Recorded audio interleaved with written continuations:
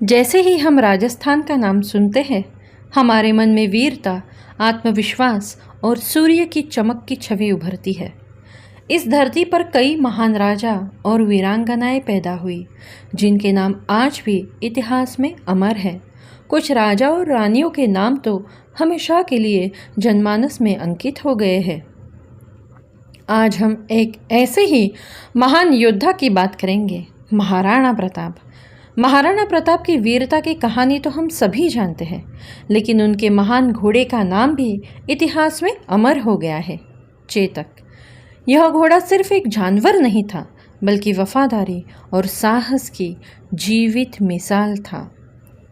चेतक ने अपने स्वामी महाराणा प्रताप की रक्षा के लिए अपनी जान की परवाह किए बिना, अपनी चोटें और दर्द सहते हुए अंतिम समय तक उन्हें सुरक्षित रखने का प्रयास किया। एक जानवर होते हुए भी उसने जो साहस, धैर्य और स्वामी भक्ति दिखाई, वह अतुलनीय है। इसीलिए चेतक आज भी वीरता और स्वामी निष्ठा का प्रतीक है। चेतक का अंतिम युद्ध हल्दी घाटी में हुआ था। यह वही हल्दी घाटी का मैदान है। चेतक ने हल्दी घाटी के युद्ध में वीरता दिखाते हुए एक पहाड़ी नाले को पार किया था। ऐतिहासिक मान्यताओं के अनुसार यह नाला करीब 22 फीट चौड़ा था।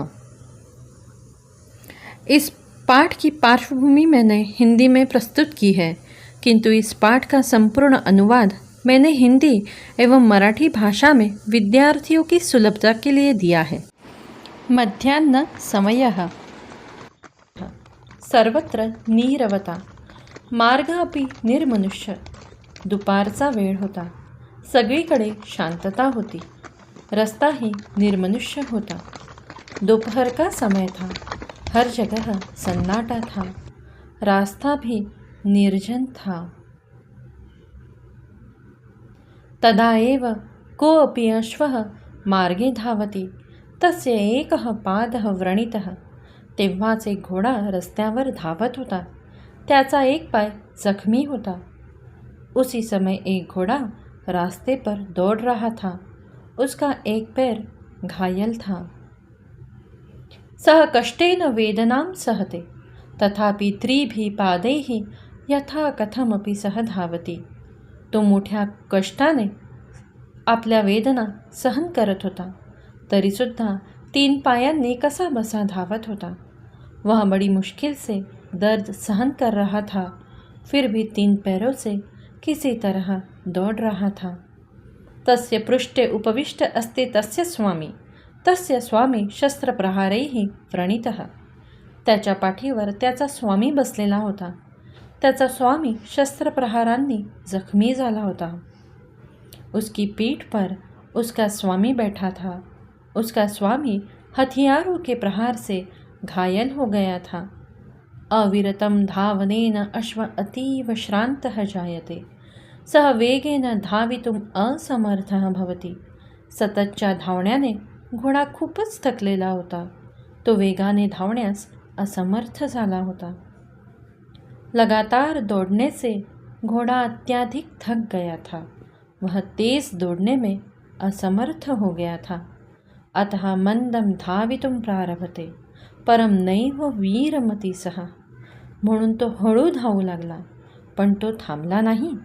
इसीलिए वह धीरे धीरे दौड़ने लगा, लेकिन वह रुका नहीं। अधुना ग्रामः समीपे एव, तत्र स्वामिनं नयामि संरक्षामि च। आता गाव अगदी जवळ आहे, तिथे मी स्वामींना घेऊन जातो आणि त्यांचे रक्षण करतो। अब गांव बिल्कुल पास है, वहाँ मैं स्वामी को ले जाता हूँ और उनकी रक्षा करता हूँ। परम मार्गे विस्तीर्णः जलप्रवाह, अधुना किं करणीयम् इति चिंतयति अश्व। पण रस्त्यात मोठा जलप्रवाह आहे, आता काय करावे असा विचार घोडा करत होता। लेकिन रास्ते में एक विशाल जलधारा है, अब क्या करना चाहिए ऐसा सोचता है घोड़ा। क्षीणः व्रणितः च अश्व तम उल्लंघयितुम् असमर्थ। थकलेला आणि जखमी घोडा त्याला ओलांडण्यास असमर्थ होता। थका हुआ और घायल घोड़ा उसे पार करने में असमर्थ था। किंतु समयः अल्पः, कथमपि प्राणान् अविगणय्य स जलप्रवाहम उल्लंघयति. पण वेळ कमी होता. जीवाची पर्वा न करता त्याने जलप्रवाह ओलांडला. लेकिन समय कम था. अपनी जान की परवाह किए बिना उसने जलधारा पार की. अपर तीरम गत्वा भूमौ पतति. तेन आघातेन स्वामी अपि भूमौ निपतति. दुसऱ्या काठावर पोचून तो जमिनीवर पडला. त्या धक्क्यामुळे स्वामीही जमिनीवर पडले. दूसरे किनारे पर पहुंचकर वह जमीन पर गिर पड़ा.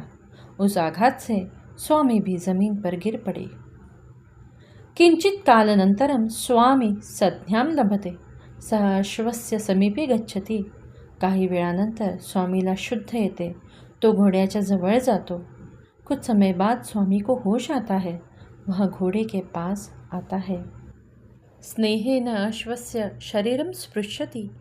भूमौ पतितः अश्वः अपि स्वामिनं पश्यति. समाधानेन प्राणान् त्यजति.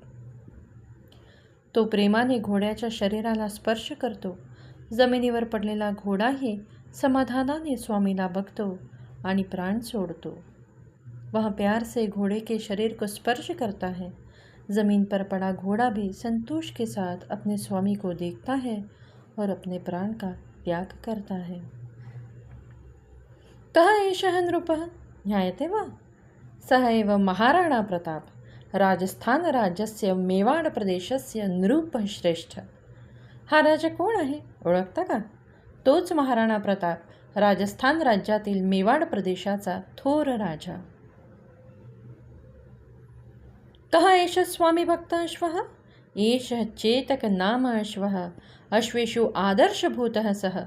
हा स्वामीनिष्ठ घोडा कोण आहे? तो चेतक नावाचा घोडा, घोड्यांमध्ये आदर्श म्हणून ओळखला जाणारा. यह स्वामी भक्त घोड़ा कौन है? यह चेतक नामक घोड़ा है जो घोड़े में आदर्श माना जाता है.